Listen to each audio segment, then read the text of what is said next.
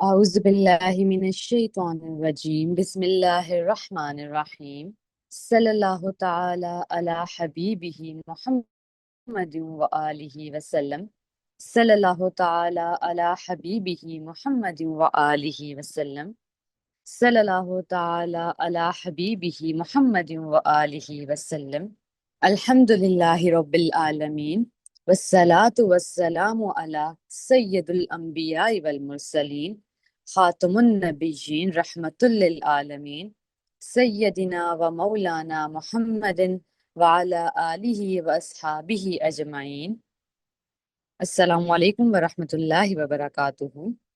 اتصال النبی صلی اللہ علیہ وسلم کے اس لائیو زوم سیشن میں آپ سب کو خوش آمدید۔ اللہ پاک کا شکر ہے کہ اس نے ہمیں ایک بار پھر اپنے محبوب حضور علیہ الصلاۃ والسلام کے ذکر کے مبارک سیشن میں جمع ہونے کی توفیق عطا فرمائی۔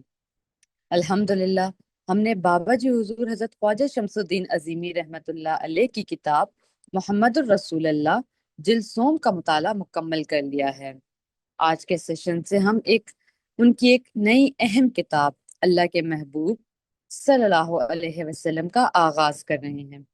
ہم اس کتاب میں حضور علیہ الصلاۃ والسلام کی سیرت مبارکہ، حضور علیہ الصلاۃ والسلام کی تعلیمات اور حضور علیہ الصلاۃ والسلام سے نسبت و تعلق کے مختلف پہلوؤں کے بارے میں پڑھیں گے۔ آج کے سیشن کا آغاز تلاوت کلام پاک سے ہوگا۔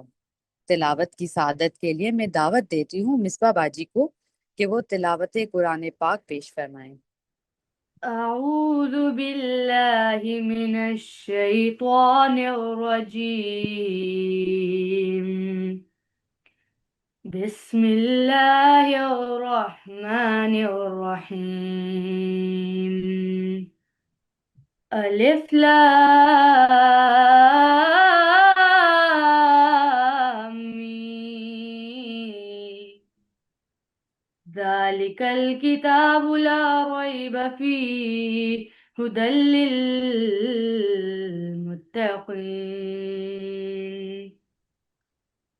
الذين يؤمنون بالغيب ويقيمون الصلاة ومما رزقناهم ينفقون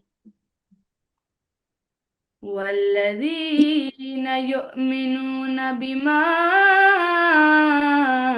أنزل إليك وما أنزل من قبلك وبالآخرة هم يوقنون صدق الله العظيم بسم اللہ الرحمن الرحیم۔ شروع اللہ کے نام سے جو بے حد مہربان نہایت رحم والا ہے۔ اس کتاب میں کچھ شک نہیں، راہ بتلاتی ہے ڈرنے والوں کو، جو کہ یقین کرتے ہیں بے دیکھی چیزوں کا اور قائم رکھتے ہیں نماز کو، اور جو ہم نے روزی دی ہے ان کو اس میں سے خرچ کرتے ہیں، اور وہ لوگ جو ایمان لائے اس پر کہ جو کچھ نازل ہوا تیری طرف، اور اس پر کہ جو کچھ نازل ہوا تجھ سے پہلے، اور آخرت کو وہ یقینی جانتے ہیں۔ صدق اللہ العظیم۔ جزاک اللہ۔ اب نعت رسول مقبول صلی اللہ علیہ وآلہ وسلم پیش کی جائے گی۔ میں دعوت دیتی ہوں عائدہ باجی کو کہ بارگاہ رسالت صلی اللہ علیہ وسلم میں نذرانہ عقیدت پیش فرمائیں۔ صلی اللہ تعالیٰ علی حبیبہ محمد وآلہ وسلم۔ کوئی سلیقہ ہے آرزو کا، کوئی سلیقہ ہے آرزو کا، نہ بندگی میری بندگی ہے، یہ سب تمہارا کرم ہے یہ سب تمہارا کرم ہے آقا، के बात अब तक बनी हुई है, कोई सलीका है आरज़ू का। अता किया मुझको दर्द उल्फत, कहाँ थी मुझ पुरखता की किस्मत। अता किया मुझको दर्द उल्फत, कहाँ थी मुझ पुरखता की किस्मत।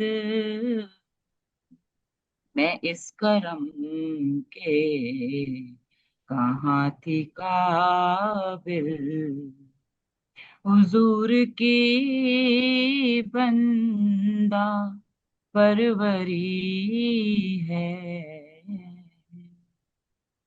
ये सब तुम्हारा करम है आका, तजल्लियों के कफी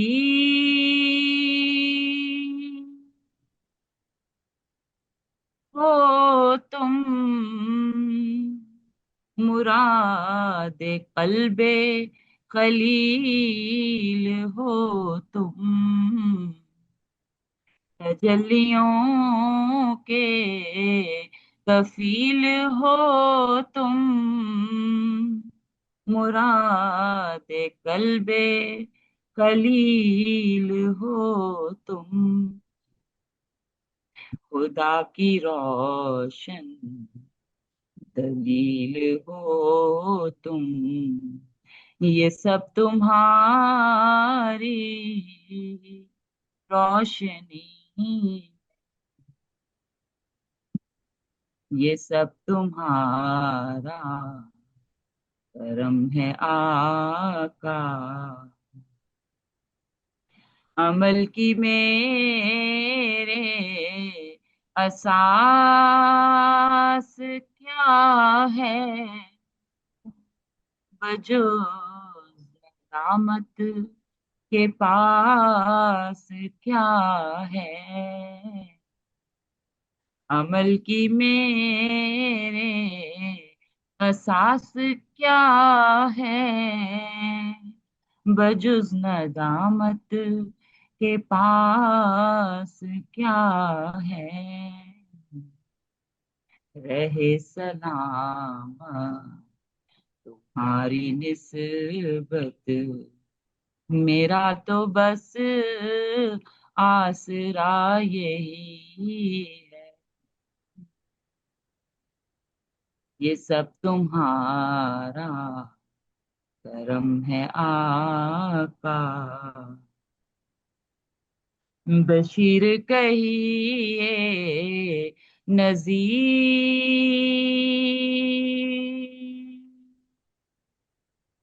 कहिए, उन्हें सिराज मुनीर कहिए। बशीर कहिए नज़ीर कहिए, उन्हें राजे मुनीर कहिए।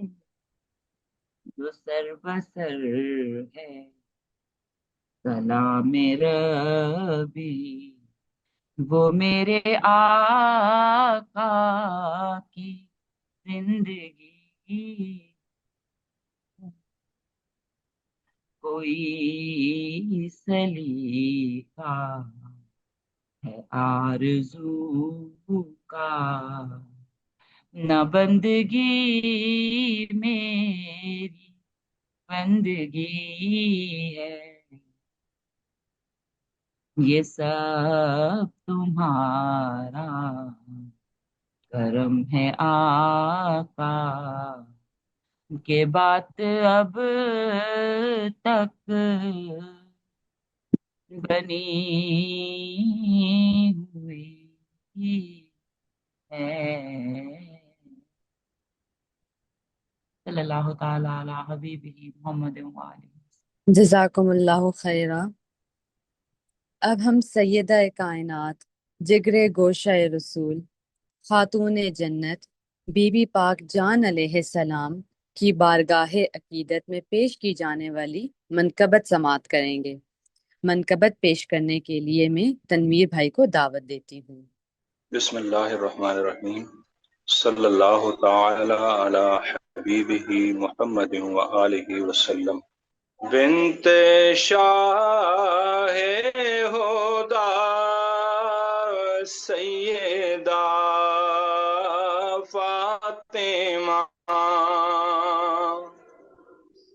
بنت شاہ ہدی سیدہ فاطمہ، ہمسر مرتضی سیدہ فاطمہ،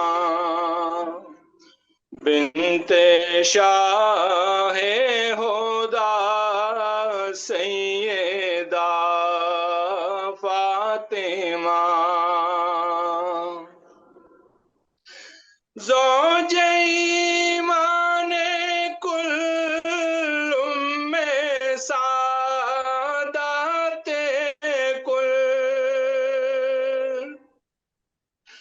زوج ایمان کل میں سعادت کل، ناز آل آبا سیدہ فاطمہ، ناز آل آبا سیدہ فاطمہ، اللہ اللہ میں ابھی لقب، اللہ اللہ میں ابھی لقب ہے فقط آپ کا سیدہ فاطمہ، ہے فقط آپ کا سیدہ فاطمہ،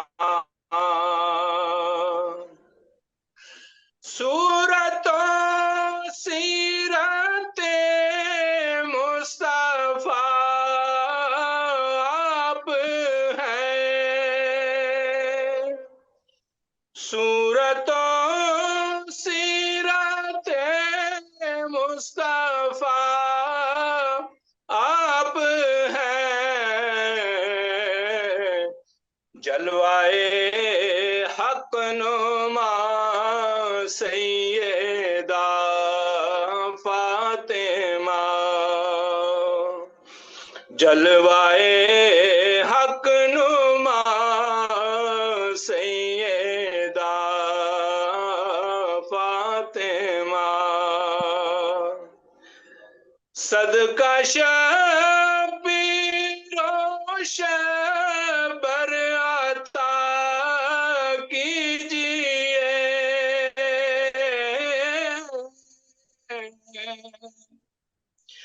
صدقہ شبیر و شبر عطا کیجئے،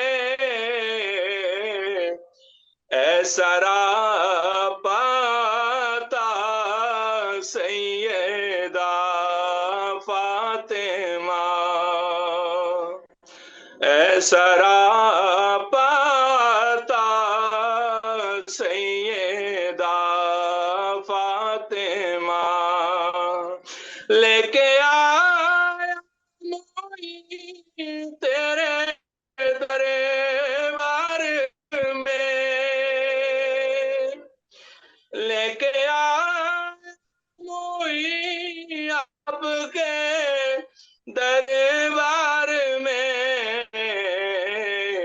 گل عقیدت کے یا سیدہ فاطمہ، گل عقیدت کے یا سیدہ فاطمہ، بنت شاہ خدا سیدہ فاطمہ، صلی اللہ تعالی علی حبیبہ محمد وآلہ وسلم۔ جزاکم اللہ خیرہ۔ آج کے سیشن میں ہم کتاب اللہ کے محبوب صلی اللہ علیہ وسلم کا تعارف پڑھیں گے اور اسی پر غور و فکر کریں گے۔ کسی بھی کتاب کا تعارف دراصل اس کتاب کے مقصد، فکر اور پیغام کو سمجھنے کی کنجی ہوتا ہے۔ تعارف پڑھتے ہوئے ہمیں یہ معلوم ہوگا کہ بابا جی حضور اس کتاب کے ذریعے ہم تک کیا بات پہنچانا چاہتے ہیں اور کن پہلوؤں کی طرف ہماری توجہ دلانا چاہتے ہیں۔ اس تعارف میں بابا جی نے رسول اللہ صلی اللہ علیہ وسلم کی ذات اقدس، سیرت طیبہ اور قرآن کریم کے ان پہلوؤں کا ذکر کیا ہے جو ہمیں غور و فکر کی دعوت دیتے ہیں۔ قرآن اور سیرت نبی صلی اللہ علیہ وسلم پر غور و فکر ہمارے ذہن کو وسعت دیتا ہے اور ہمیں اپنی حقیقت اور اپنے مقصد زندگی کو سمجھنے میں مدد کرتا ہے۔ اب ہم اپنے آج کے ٹاپک کی طرف چلتے ہیں۔ صلی اللہ تعالی علی حبیبہ محمد وآلہ وسلم، صلی اللہ تعالی علی حبیبہ محمد وآلہ وسلم، صلی اللہ تعالی علی حبیبہ محمد وآلہ وسلم۔ تعارف۔ اقرا۔ قرآن پاک اللہ تعالیٰ کے اسماء و صفات پر مشتمل علوم کی دستاویز ہے۔ اللہ تعالیٰ نے جن تجلیات و انوارات پر کائنات تخلیق کی اور اس کا علم اپنی کتاب میں بیان فرمایا ہے، ان تخلیقی قوانین اور فارمولوں میں تسخیر کائنات کا علم پوشیدہ ہے۔ اللہ تعالیٰ نے علم اور حکمت کو اپنی نعمت بتایا اور اس نعمت کی تکمیل سرور کائنات سیدنا حضور علیہ الصلوۃ والسلام پر کی ہے۔ آپ صلی اللہ علیہ وسلم کتاب و حکمت کی یہ نعمت عالمین میں تقسیم فرما رہے ہیں۔ قرآن پاک کی ابتدائی آیات غار حرا میں نازل ہوئیں، جہاں حضرت محمد مصطفیٰ صلی اللہ علیہ وسلم فطرت کی نشانیوں اور حقیقت کی تلاش میں غور و فکر فرمایا کرتے تھے۔ آیات الہی پر تفکر انبیاء کرام علیہ السلام کی سنت رہا ہے۔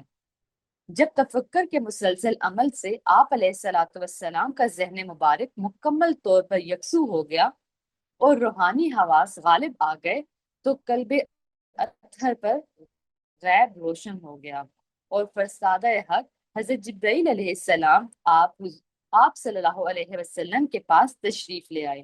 حضرت جبرائیل علیہ السلام نے حضور علیہ الصلوۃ والسلام سے فرمایا، پڑھیے۔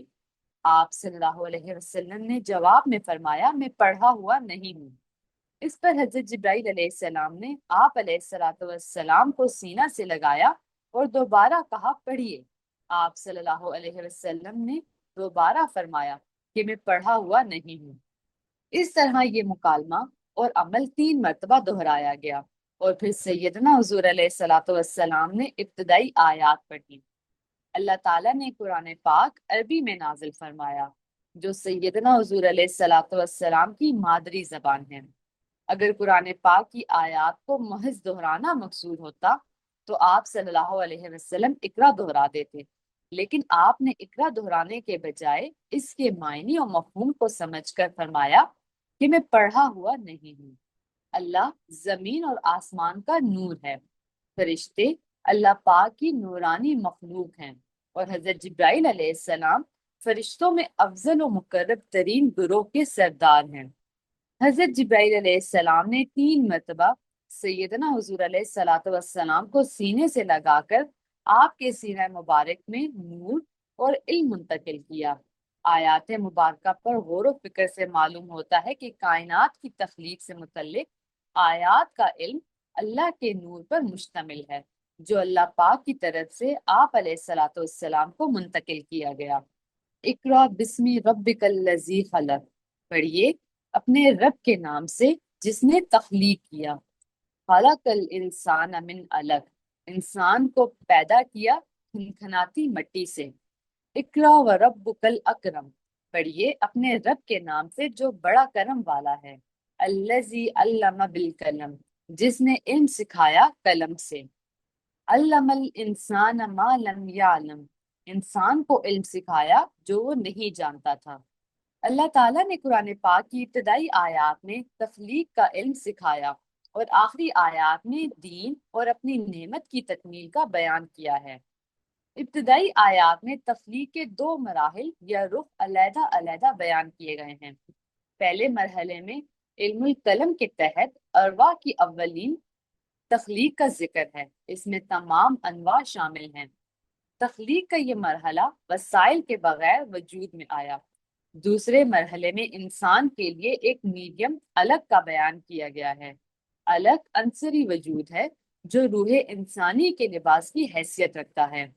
یہاں یہ واضح کیا گیا ہے کہ انواع و موجودات میں صرف انسان ہی قابل تذکرہ مخلوق ہے۔ اس کی وجہ تخلیق کے مقصد سے انسان کا براہ راست تعلق ہے۔ تخلیق کے کائنات سے ذات کے اندر موجود لاشمار پوشیدہ صفات کا مظاہرہ ہوا۔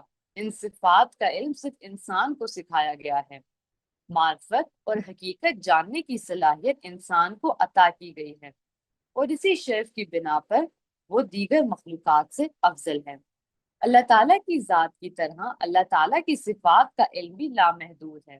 کسی مخلوق میں یہ صلاحیت نہیں کہ وہ اپنے وہم و گمان، خیال، ادراک، وجدان یا علم میں اللہ تعالیٰ کی ذات یا کسی صفت کا احاطہ کر سکے۔ اللہ تعالیٰ کی ان صفات کا جزوی علم انسان کو عطا کیا گیا ہے جو کائنات سے متعلق ہے۔ اللہ تعالیٰ کا عطا کردہ یہ قلیل علم بھی انسان کے لیے لامحدود وسعت رکھتا ہے۔ اللہ تعالیٰ عالم الغیب و شہادت ہیں۔ ذات باری تعالیٰ نے اس کائنات کو امر و خلق کے تحت تخلیق کیا۔ غیب کے علوم میں علم القلم، علم الکتاب یا علم الاسماء اور عالم امر کے قوانین و فارمولے شامل ہیں، جبکہ عالم شہادت میں عناصر کے علوم کار فرما ہیں۔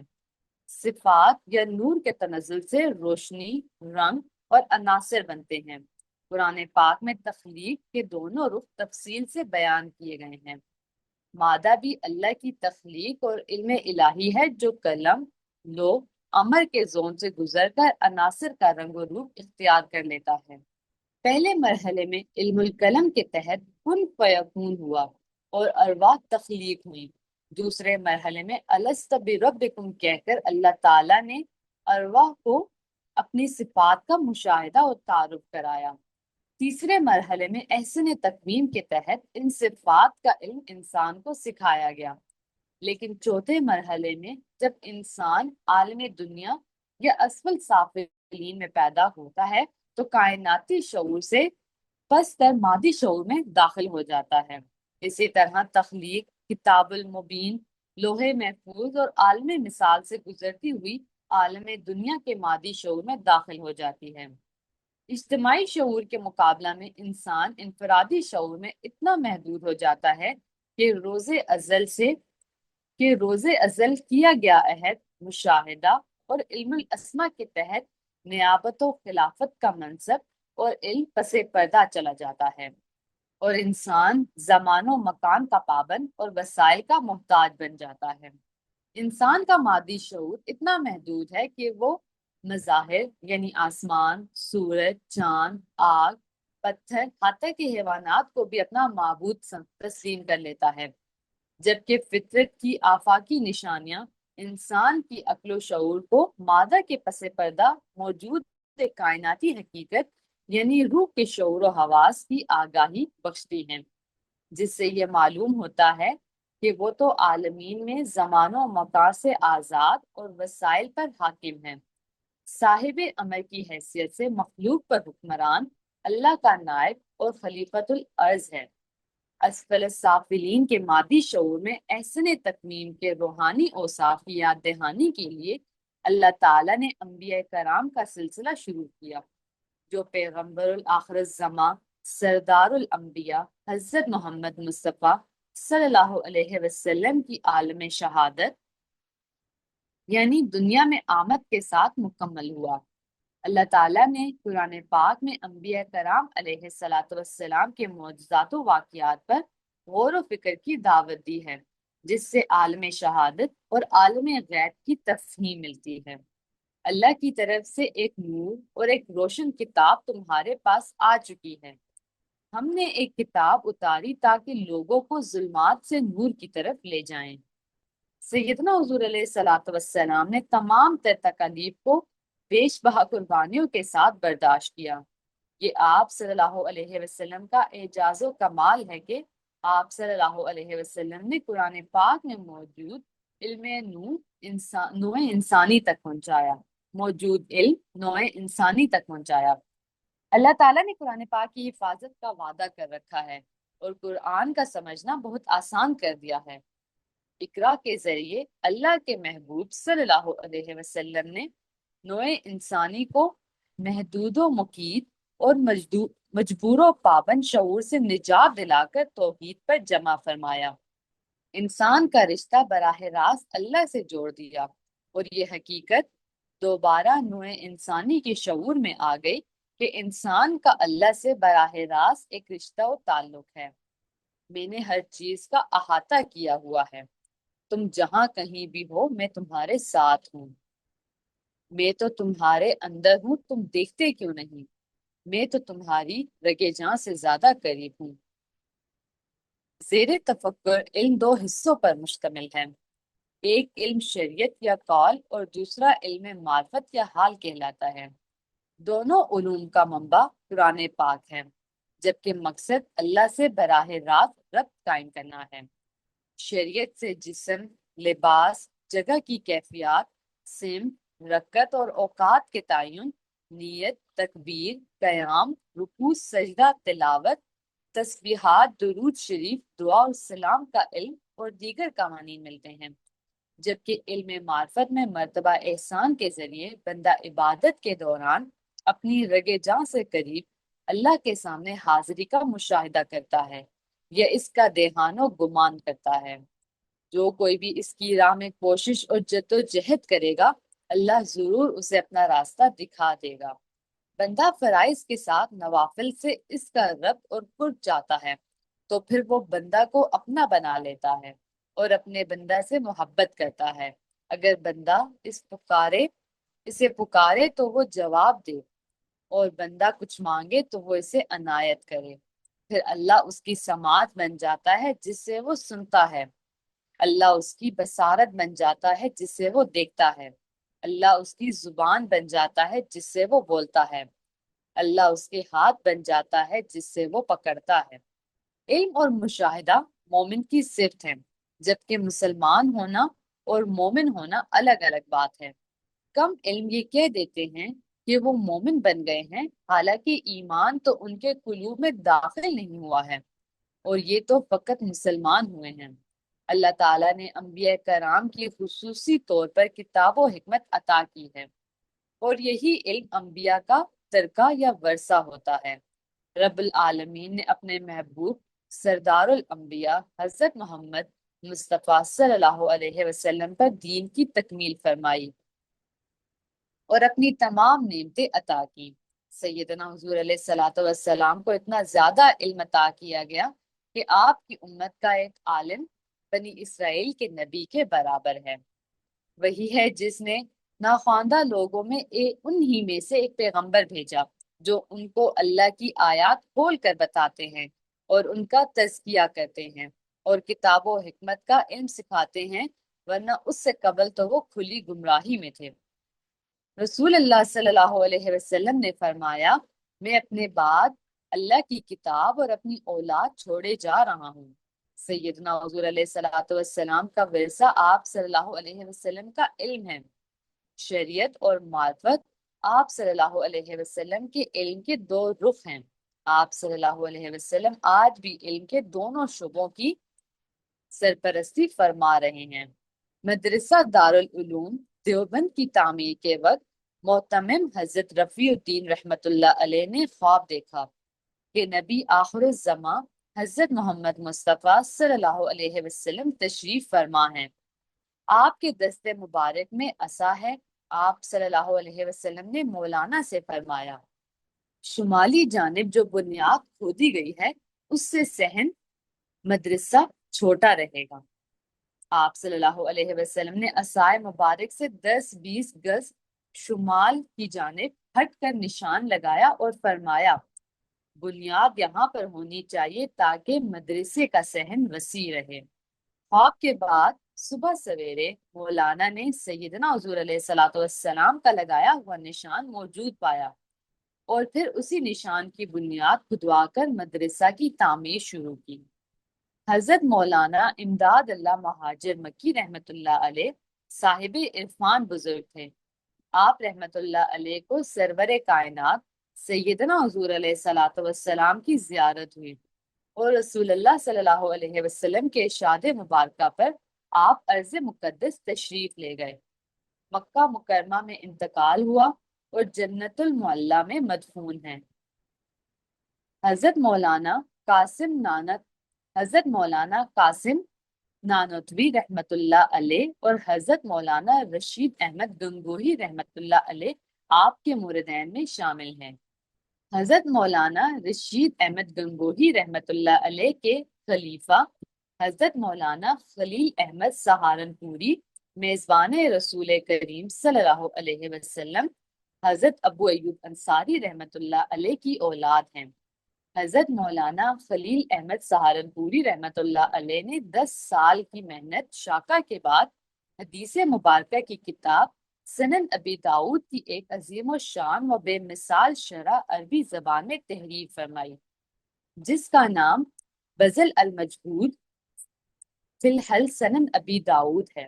ابھی شرح کے 2000 صفحات تھے کہ آپ کو نبی الامی حضرت محمد مصطفیٰ صلی اللہ علیہ وسلم کی زیارت مبارکہ نصیب ہوئی۔ آپ صلی اللہ علیہ وسلم نے فرمایا آپ میرے پاس مدینہ تشریف لے آئیں۔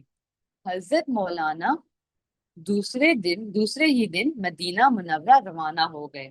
شرح کا بقیہ حصہ وہاں جا کر مکمل کیا اور اس موقع پر علماء مدینہ طیبہ کے لیے شاندار ضیافت کا اہتمام فرمایا۔ 6 ماہ بعد وصال فرمایا اور جنت البقیع میں مدفون ہوئے۔ حضرت مولانا محمد زکریا رحمت اللہ علیہ ان کے خلیفہ تھے۔ سیدنا حضور علیہ الصلوۃ والسلام علم کے دوسرے شعبہ علم لدنی کی براہ راست نگرانی فرماتے ہیں۔ علم الکتاب کا یہ شعبہ آپ علیہ الصلوۃ والسلام کا ترکہ خاص ہے جو آپ علیہ الصلوۃ والسلام کی آل و اصحاب کے منتخب افراد میں خاص طور پر منتقل ہوتا ہے۔ وہ جس کو چاہتا ہے حکمت عطا کرتا ہے اور جسے حکمت ملی اس کو بے شک خیر کثیر ملی اور نعمت تو وہی لوگ قبول کرتے ہیں جو عقل مند ہیں۔ حضرت امام حسن عسکری رحمت اللہ علیہ آل محمد صلی اللہ علیہ وسلم میں 11ویں امام ہیں۔ ان کی اولاد میں سے ایک بزرگ حضرت فضیل مہدی عبداللہ عرب رحمت اللہ علیہ مدینہ منورہ سے مدارس تشریف لائے۔ آپ کی نسل میں ناگپور کے مشہور بزرگ تاج اولیاء واقف اسرار و رموز حضرت بابا تاج الدین اولیاء رحمت اللہ علیہ اور حامل علم لدنی صدر الصدور حضرت حسن اقرا سید محمد عظیم برخیہ رحمت اللہ علیہ گزرے ہیں۔ بابا تاج الدین اولیاء رحمت اللہ علیہ نے اپنے نواسے حضرت حسن اقرا سید محمد عظیم برخیہ رحمت اللہ علیہ کی 9 سال تک روحانی تربیت فرمائی۔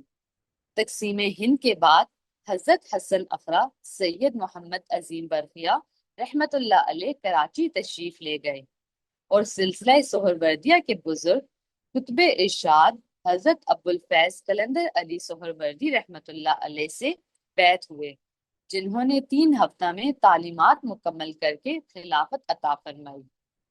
حضرت حسن اقرا سید محمد عظیم برخیہ رحمت اللہ علیہ المعروف حضور قلندر بابا اولیاء رحمت اللہ علیہ کو بابا تاج الدین رحمت اللہ علیہ سے براہ راست اور مدرجہ ذیل بزرگان سے بطریق اویسیہ علم و فیض منتقل ہوا اور آپ رحمت اللہ علیہ ان تمام سلاسل کے خانوادہ ہیں۔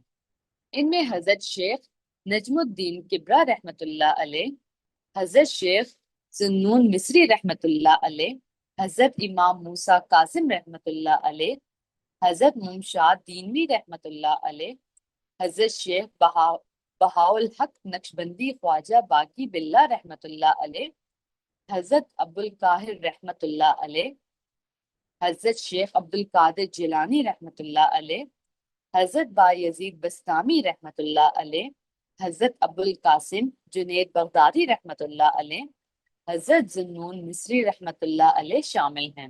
ان بزرگان حق سے تعلیمات مکمل ہونے کے بعد سیدنا حضور علیہ الصلوۃ والسلام نے حضرت حسن اقرا سید محمد عظیم برقیہ المعروف قلندر بابا اولیاء رحمۃ اللہ علیہ کو براہ راست علم لدنی عطا فرمایا۔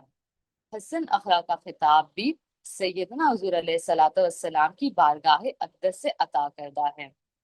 حضرت قلندر بابا اولیاء رحمۃ اللہ علیہ کے شاگرد حضرت خواجہ شمس الدین عظیمی مجزلہ کی درخواست پر حضور قلندر بابا اولیاء رحمۃ اللہ علیہ نے سلسلہ عالیہ عظیمیہ کی بنیاد رکھنے کی درخواست سرور کائنات فخر موجودات سیدنا حضور علیہ الصلوۃ والسلام کی بارگاہ میں پیش کی۔ حضور نبی کریم صلی اللہ علیہ وسلم نے درخواست قبول فرمانے کے بعد سلسلہ عظیمیہ قائم کرنے کی اجازت عطا فرما دی اور حضرت قلندر بابا اولیاء رحمۃ اللہ علیہ امام سلسلہ عظیمیہ ہوئے۔ آپ نے الشیخ خواجہ شمس الدین عظیمی مجزلہ عالی کی روحانیت تربیت فرمائی اور اپنا ذہن و علم الشیخ عظیمی کو منتقل فرمایا۔ حضرت قلندر بابا اولیاء رحمۃ اللہ علیہ کے انتقال کے بعد الشیخ حضرت خواجہ شمس الدین عظیمی مجزلہ عالی خانوادہ سلسلہ عظیمیہ کے منصب پر فائز ہوئے۔ حضرت قلندر بابا اولیاء رحمۃ اللہ علیہ اور مذکورہ بالا بزرگان کے فیض کے علاوہ الشیخ عظیمی صاحب کو مدرجہ ذیل اصحاب و بزرگان سے براہ راست اور بطریق اویسیہ فیض منتقل ہوا۔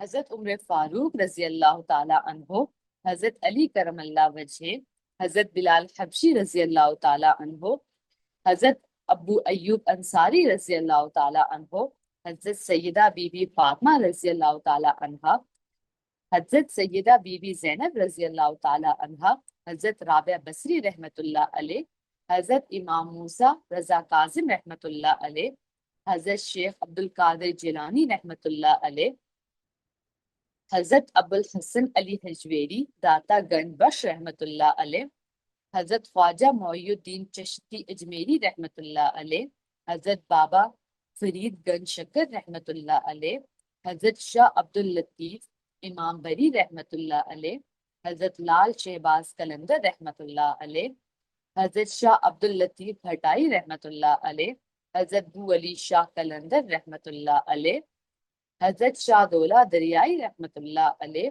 حضرت بہاء الدین زکریا سہروردی رحمۃ اللہ علیہ، حضرت امداد اللہ مہاجر مکی رحمۃ اللہ علیہ، حضرت مولانا خلیل احمد سہارنپوری رحمۃ اللہ علیہ، حافظ فخر الدین رحمۃ اللہ علیہ، خلیفہ حضرت مولانا خلیل احمد سہارنپوری رحمۃ اللہ علیہ اور حضرت چودھری اقبال رحمۃ اللہ علیہ۔ شیخ الحدیث حضرت مولانا خلیل احمد سہارنپوری علم قول کے ساتھ ساتھ علم معرفت و طریقت کے حامل بزرگ ہیں۔ آپ نے اپنا روحانی علم اور ورثہ اپنے پوتے الشیخ حضرت خواجہ شمس الدین عظیمی مجزلہ عالی کو منتقل کرنے کے لیے دربار رسالت صلی اللہ علیہ وسلم سے اجازت چاہی تو سیدنا حضور علیہ الصلوۃ والسلام نے دریافت فرمایا کہ آپ کس بنیاد پر یہ علمی ورثہ منتقل کرنا چاہتے ہیں۔ حضرت مولانا نے مقبول دربار رسالت شرح سنن ابی داود سرور کائنات سیدنا حضور علیہ الصلوۃ والسلام کی خدمت اقدس میں پیش کی۔ آپ صلی اللہ علیہ وسلم نے متبسم ہو کر درخواست کو شرف قبولیت بخشا اور کتاب کے حاشیے پر دست مبارک سے اجازت تحریر فرما دی۔ حضرت مولانا خلیل احمد سہارنپوری رحمۃ اللہ علیہ سے الشیخ عظیمی مجزلہ عالی کو 4 سلاسل چشتیہ، سہروردیہ، نقشبندیہ اور قادریہ میں خلافت عطا ہوئی۔ الشیخ حضرت خواجہ شمس الدین عظیمی رحمۃ اللہ علیہ میزبان رسول کریم حضرت ابو ایوب انصاری رضی اللہ تعالیٰ عنہ کی اولاد میں سے ہیں۔ حضرت ابو ایوب انصاری رضی اللہ تعالیٰ عنہ کے روزہ مبارک پر حاضری کے موقع پر مراقبہ میں آپ رضی اللہ تعالیٰ عنہ نے الشیخ عظیمی کو گلے سے لگایا۔ الشیخ عظیمی نے دیکھا کہ حضرت ایوب انصاری رضی اللہ تعالیٰ عنہ کے سینہ مبارک سے نور کی ایک شعاع نکلی اور ان کے سینہ میں جذب ہو گئی۔ حضرت ابو ایوب انصاری رضی اللہ تعالیٰ عنہ نے فرمایا، سیدنا حضور علیہ الصلوۃ والسلام سے منتقل ہونے والا یہ نور جو میرے پاس آپ کی امانت تھا، آج میں نے وہ امانت آپ کو منتقل کر دی۔ الشیخ عظیمی کو اللہ کے محبوب سرور کائنات سیدنا حضور علیہ الصلوۃ والسلام کے دربار اقدس میں حاضری کی سعادت ملی تو آپ نے اللہ تعالیٰ کے اسماء مقدسہ سیدنا حضور علیہ الصلوۃ والسلام کی ذات مبارکہ، صفات حمیدہ اور مقام محمود کے وسیلہ انبیاء مرسلین حضرت جبرائیل امین اور اصحاب و آل محمد صلی اللہ علیہ وسلم کی نسبت سے سرور کائنات سیدنا حضور علیہ الصلوۃ والسلام سے علم لدنی عطا فرمانے کی درخواست کی۔ سیدنا حضور علیہ الصلوۃ والسلام نے متبسم ہو کر درخواست قبول فرمائی اور ارشاد فرمایا، خواجہ ایوب انصاری رضی اللہ تعالیٰ عنہ کے بیٹے، ہم تجھے قبول فرماتے ہیں۔ سیدنا حضور علیہ الصلوۃ والسلام کے حکم پر حضرت حسن اقرا، سید محمد عظیم برقیہ، حضور کلندر بابا اولیاء، امام سلسلہ عظیمیہ نے الشیخ حضرت خواجہ شمس الدین عظیمی مجزلہ عالی کی 16 سال تک تربیت فرمائی۔ حضرت عظیمی صاحب شب و روز اپنے مرشد کی خدمت میں حاضر باش رہے۔ الشیخ عظیمی فرماتے ہیں کہ کوئی بھی انسان دربار رسالت میں رسول اللہ صلی اللہ علیہ وسلم کے حضور اللہ تعالیٰ کا عرفان حاصل کرنے کی درخواست پیش کر سکتا ہے۔ بندے کو ذہنی و قلبی طور پر رسول اللہ صلی اللہ علیہ وسلم اور اپنے درمیان باپ بیٹے کا رشتہ استوار کر کے نہایت عاجزی و انکساری سے یہ درخواست پیش کرنی چاہیے۔ اللہ تعالیٰ کے اسماء مقدسہ اور سیدنا حضور علیہ الصلوۃ والسلام کے وسیلے اور واسطے سے کی گئی یہ درخواست قبول کر لی جاتی ہے۔ صلی اللہ تعالی علی حبیبہ محمد وآلہ وسلم۔ سیدنا حضور علیہ الصلوۃ والسلام رحمت للعالمین ہیں۔ جب کوئی بندہ اس بات کا اس یقین کے ساتھ کہ حضور علیہ الصلوۃ والسلام کی رحمت پوری کائنات پر محیط ہے اور میں بھی اس کائنات کا ایک ذرہ ہوں، لہٰذا میں بھی اس رحمت سے ضرور مستفیض ہو جاؤں، بس ایک پردہ حائل ہے اور اس پردے کو حضور علیہ الصلوۃ والسلام کی رحمت اور کرم اٹھا سکتا ہے۔ ادب اور یقین کے ساتھ اللہ تعالیٰ کی ذات اور اسماء الحسنہ کے وسیلے سے مراد پوری ہونے تک یہ درخواست پیش کی جائے۔ سیدنا حضور علیہ الصلوۃ والسلام کی ذات مبارکہ، صفات حمیدہ اور مقام محمود کا واسطہ پیش کیا جائے۔ انبیاء مرسلین حضرت جبرائیل امین اور اصحاب و آل محمد صلی اللہ علیہ وسلم کی نسبت سے متواتر مانگا جائے تو دریا رحمت جوش میں آ جائے گا اور آپ اس رحمت سے سیراب ہو جائیں گے۔ اولیاء اللہ بھی سیدنا حضور علیہ الصلوۃ والسلام کے اوصاف حمیدہ سے اس طرح فیضیاب ہوتے ہیں۔ کتاب اللہ کے محبوب صلی اللہ علیہ وسلم میں قرآن پاک کے تخلیقی قوانین، سیدنا حضور علیہ الصلوۃ والسلام کے مقام پر اور سیرت طیبہ کے روحانی پہلو پر مرشد کریم حضرت خواجہ شمس الدین عظیمی مجزلہ عالی خانوادہ سلسلہ عالیہ عظیمہ کے ارشادات کو جمع کیا گیا ہے۔ ان ارشادات پر تفکر سے انسان کے اندر موجود غیب کے عالمین اس طرح روشن ہو جاتے ہیں کہ وہ اپنے اصل مقام اور امانت الہی سے آگاہ ہو جاتا ہے۔ قرآن پاک کی آیات پر غور و فکر اور مشاہدہ سے انسانی ذہن اور علم کو وسعت ملتی ہے اور وہ زمان و مکان کی پابندی سے آزاد ہوتا جاتا ہے۔ صدیوں پر محیط عالمین کا سفر چند لمحات میں مکمل ہو جاتا ہے۔ اس شعوری ارتقاء سے انسان کی سکت اتنی بڑھ جاتی ہے کہ وہ اپنی ذات پر محیط، اپنے من میں موجود، اپنی رگ جاں سے قریب ہستی اللہ کی صفات کا مشاہدہ کر لیتا ہے۔ مرشد کریم کے ذریعے سالک کا تعلق سیدنا حضور علیہ الصلوۃ والسلام سے قائم ہو جاتا ہے، اور بے شک سیدنا حضور علیہ الصلوۃ والسلام کی نسبت ذات اکبر اللہ سبحانہ و تعالی سے قائم ہے۔ اللہ تعالیٰ اپنے محبوب صلی اللہ علیہ وسلم کی رحمت و نسبت سے ہم سب کو یہ دولت سرمدی نصیب فرمائیں، آمین۔ ڈاکٹر محمد طارق عظیمی، کوئٹہ۔ صلی اللہ تعالی علی حبیبہ محمد وآلہ وسلم۔ صلی اللہ تعالی علی حبیبہ محمد وآلہ وسلم۔ صلی اللہ تعالی علی حبیبہ محمد وآلہ وسلم۔ آج ہم نے اپنی نئی کتاب کا تعارف پڑھا۔ آپ سب احباب سے درخواست ہے، اگر کوئی پوائنٹ، جو بات آپ کو بہت اچھے سے سمجھ آئی ہو، جس نے آپ کو بہت متاثر کیا ہو، اگر آپ وہ ہمارے ساتھ شیئر کرنا چاہیں تو ہم آپ کو سن رہے ہیں۔ آج کے ٹاپک میں ہم نے سب سے پہلے اقرا یعنی پڑھنا، اس کے بعد حضور علیہ الصلوۃ والسلام کا وہ غار حرا کا واقعہ بیان کیا گیا تھا، اس کے بارے میں پڑھا۔ اور اس کتاب کا جو یہ تعارف ہے، یہ اس کتاب کے مقصد، فکر اور دعوت کو بیان کرتا ہے۔ بابا جی حضور یہ سمجھانا چاہتے ہیں کہ قرآن حضور علیہ الصلوۃ والسلام، علم، معرفت اور انسان کی حقیقت آپس میں کس طرح جڑے ہیں۔ حضور علیہ الصلوۃ والسلام کا یہ واقعہ سن کر یہ سمجھ بھی آئی کہ قرآن صرف تلاوت کی کتاب نہیں بلکہ علم کی کتاب ہے۔ قرآن پاک اللہ تعالیٰ کے اسماء و صفات کا علم ہے، اس میں کائنات کی تخلیق کے قوانین بیان کیے گئے ہیں۔ قرآن ہمیں سوچنے، غور و فکر کرنے اور حقیقت تک پہنچنے کی دعوت دیتا ہے۔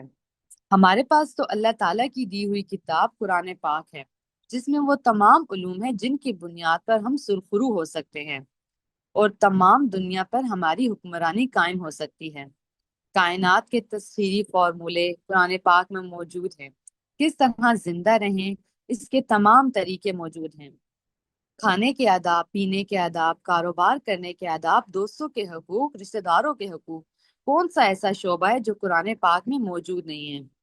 قرآن کا مطلب کیا ہے؟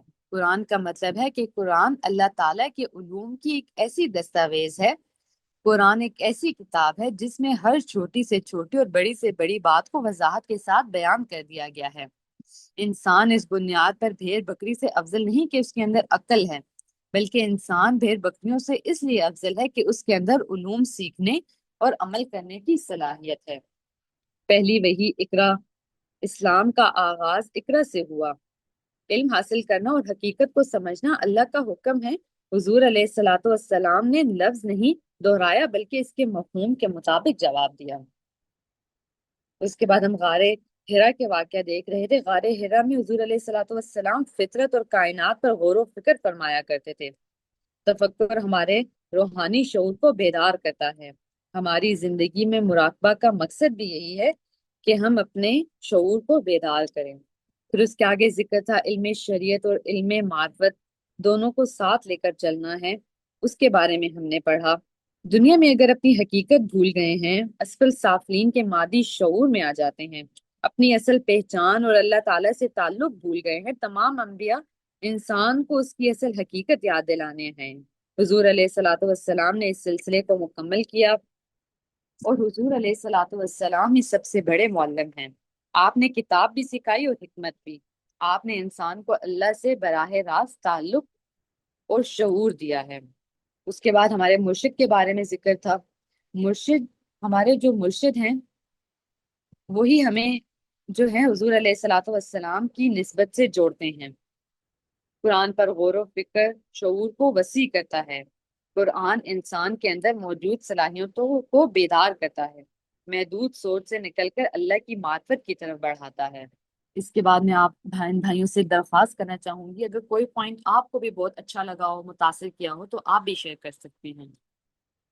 جی مس بابا جی۔ السلام علیکم۔ وعلیکم السلام۔ مجھے آج کے ٹاپک سے ایک بات جو سمجھ آتی ہے، جیسے کہ نبی پاک صلی اللہ علیہ وآلہ وسلم غار حرا میں تفکر کرتے تھے، مراقبہ کرتے تھے، اللہ تعالیٰ کی نشانیوں میں غور و فکر کرتے تھے، تو ہمارے پاس جو معرفت الہی اور قرب الہی کا جو پہلا سٹیپ ہے وہی تفکر آتا ہے۔ سب سے پہلے جب ہم تفکر کریں گے، اس کے بعد ہی ہمارا لاشعور ہمارے شعور کے اوپر غالب آئے گا، یکسوئی پیدا ہوگی، اور اس کی وجہ سے ہمارے روحانی حواس جو ہیں وہ بیدار ہوں گے، اور اسی کو جب ہم کنٹینیو کرتے رہیں گے تب ہم معرفت اور قرب الہی تک پہنچیں گے۔ لیکن ہمیں سب سے پہلا سٹیپ جو ہے وہ نبی پاک کی جو ان کا عمل تھا تفکر کا، اس کو ہی لے کے کنٹینیو کرنا. جب تک ہم غور و فکر نہیں کریں گے تب تک ہمارا لاشعور بیدار ہی نہیں ہو سکتا، وہ ہمارے شعور پہ غالب ہی نہیں آ سکتا. بہت شکریہ. بہت شکریہ آپ کا مصباح جی. بالکل ایسے ہی ہے، جب تک ہم غور و فکر نہیں کریں گے ہمارا لاشعور جو ہے وہ بیدار نہیں ہو سکتا. ہمارے جو کہہ سکتے ہیں علم کا دروازہ ہے وہ کھل ہی نہیں سکتا، ہم لوگ آگے بڑھ ہی نہیں سکتے.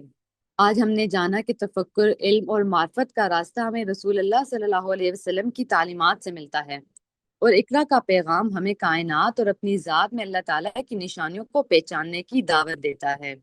دعا ہے کہ اللہ پاک ہمارے دلوں میں اپنے محبوب صلی اللہ علیہ وسلم کی محبت، معرفت اور اتباع کو مزید راسخ فرمائیں.